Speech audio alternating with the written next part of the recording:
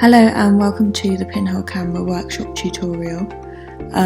So first thing you're going to do is cut your can in half or whatever you're using. This is going to be the basis for your camera. Be quite careful whilst you're cutting around because it can be very sharp. Okay, so now you've cut your can, you want to make sure that the edges are safe. So what you do is you cut off all the excess bits. You can either sand it down, or what I'm doing is just covering it with the electrical tape. It's completely up to you, but it's a very important step because you'll be loading the photograph paper in the dark into this can, so you want to make it as safe as possible.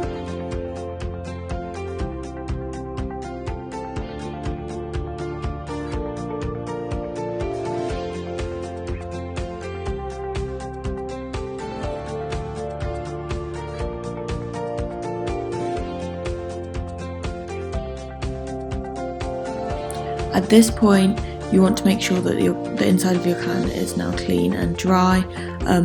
Now that it's safe to put your fingers in there and it's open, it's the easiest time. If the can has been filled recently, it might still be quite damp, so use a hairdryer just to make sure that it really is as dry as possible. So now we're going to be making the lid for the can. So what you're going to do is draw around the edges of the can. You want to make sure it's quite snug because when the lid's on, you really don't want any light getting in and damaging your photograph paper.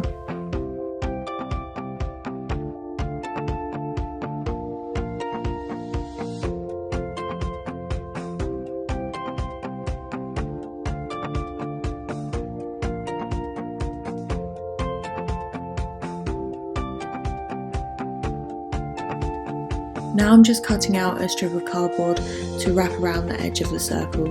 This will be the lip of the lid when it goes around.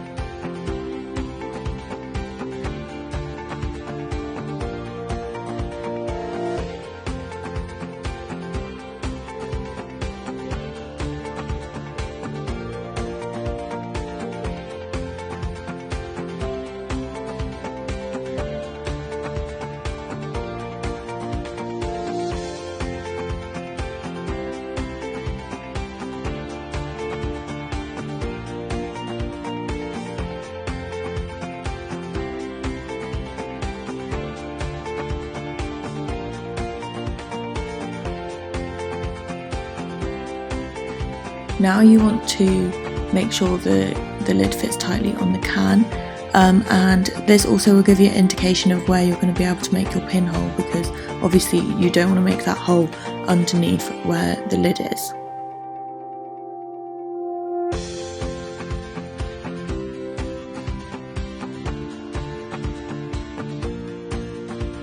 Now you just get your pin and you make a hole in it. You want it to be smooth and straight, so the light can go straight through it onto your paper once it's in there.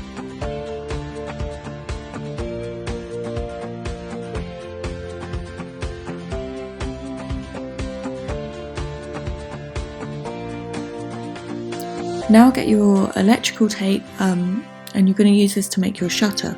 So cut it up, bend over one of the edges so that can be a nice bit that you can pull when you're opening and closing the shutter easily. So after that, you've done that, you want to make sure that your lid does actually fit well. this is one of the most important parts. So as you can see, mine is a bit big. It's blocking where the hole is. If it doesn't fit snug, just try and make another one, or fix it, adjust it. You want it to be nice and tight on top, and obviously not blocking the hole.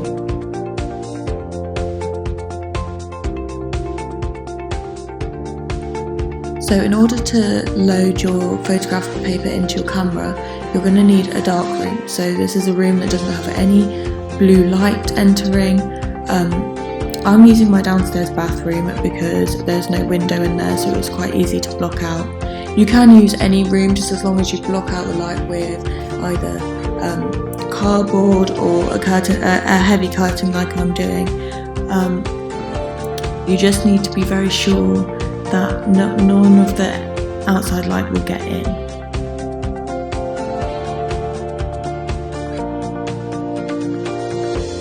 You can double check that it's completely dark by turning the light off and just having a look around. Now, to be able to do things, you can use a red light.